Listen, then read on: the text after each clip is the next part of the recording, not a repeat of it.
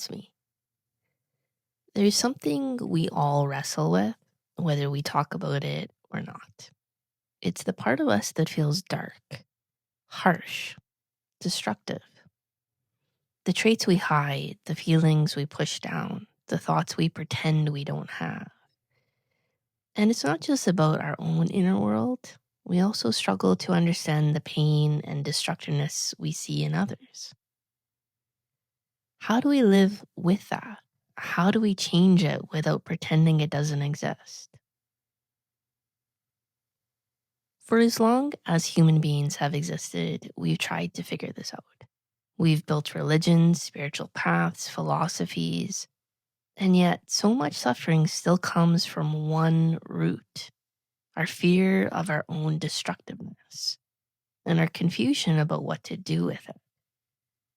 The mistake we keep making is trying to fix this problem through duality. We split things into good versus evil, light versus dark, love versus hate.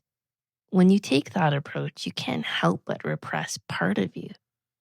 You push away what you think is bad and try to become only the good version. But when you repress something, it doesn't go away. It just hides and acts out in ways you can't see or control. That repression doesn't just lead to pain, it drains your energy too. It weakens your self-awareness, and the very life force that wants to express itself through you gets blocked. This path, the one we're walking together, is not about denying your dark side or pretending to be perfect. It's about meeting those parts of yourself with honesty and clarity. And when you do, instead of devastation, you begin to feel more alive, more whole. The energy that was trapped starts to move again. The question still remains, how do we face what's destructive in us without being overwhelmed by it? How do we accept it without condoning it? Well, I think first we need to change the way we think about evil. Not as some separate force that needs to be destroyed, more as a distortion of something originally good. At its core, even the darkest impulse carries creative energy. It only became twisted because of pain, misunderstanding, and fear. The most damaging thing isn't the impulse itself. It's the belief that it shouldn't be there. That belief causes us to run, to hide, to deny, and that's when real problems begin. Every time you feel anxious or reactive, I invite you to try this. Pause and ask, what part of me am I trying to avoid right now? And then see if you can name it, not to shame it, to bring it into the light. Your fear isn't really about the outside world. It's about the fear of what's inside you that you haven't yet met with love. Real acceptance means something deeper than just tolerating what's there. It means recognizing that even your most destructive patterns are powered by life energy. That energy can be redirected, reclaimed, transformed, but only if it's seen. If you can see clearly that things like rage, envy, arrogance, or self-pity are just misdirected energy, then you can begin to unhook them from shame. The same force that fuels hate can also fuel love. The same current behind selfishness can become the force behind generosity. It's all about how the energy is flowing. Life is always trying to move through you. When that movement gets blocked, things stagnate. And from that stagnation, we get symptoms: physical, emotional, spiritual. We start to rot on the inside, in a sense. Not because we're bad, but because energy is being denied its right to move. And that's what death is in a spiritual sense. Not an ending, more a pause in the flow, a signal that something inside has stopped moving. And when we stay split, rejecting parts of ourselves, those parts die a little inside us. But when we bring them to awareness, the flow begins again. Life comes back. So many teachings tell us to be good. But if that goodness is built on denial, it's not real. It's fragile. It becomes performative, filled with guilt and fear. And then we either lash out or implode.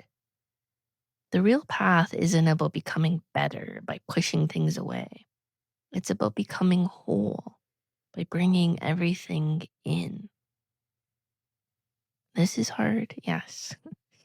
It's also deeply freeing. You might think the cost of facing your destructive patterns is too high. The real cost is in avoiding them. That's what keeps you small. That's what creates confusion, projection, blame, guilt. You're allowed to say, I feel rage, or I feel jealousy, or I don't like this part of me. And then breathe. Don't act on it. Don't deny it. Just let it be seen. This clarity is a power all on its own. It dissolves the shame that kept you trapped. It gives you your energy back. If you really want to understand why you feel stuck or triggered or low, look for the part of you that believes something shouldn't exist. That's where your healing begins. You may have heard me talk about pride, fear, and self-will. These three often block the process. Pride says, I shouldn't be like this. Fear says, if I admit this, I'll lose control. And self-will says, I want to already be healed and I don't want to feel this anymore. When you drop those, even just a little, you open the door. You start to feel again. And that's the key. Feeling is flow. Flow is life.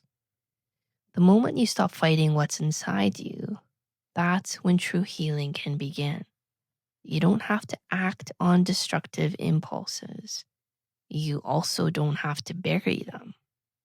You can hold them in clear awareness, like a parent holding a child having a tantrum, not condoning, but not rejecting either.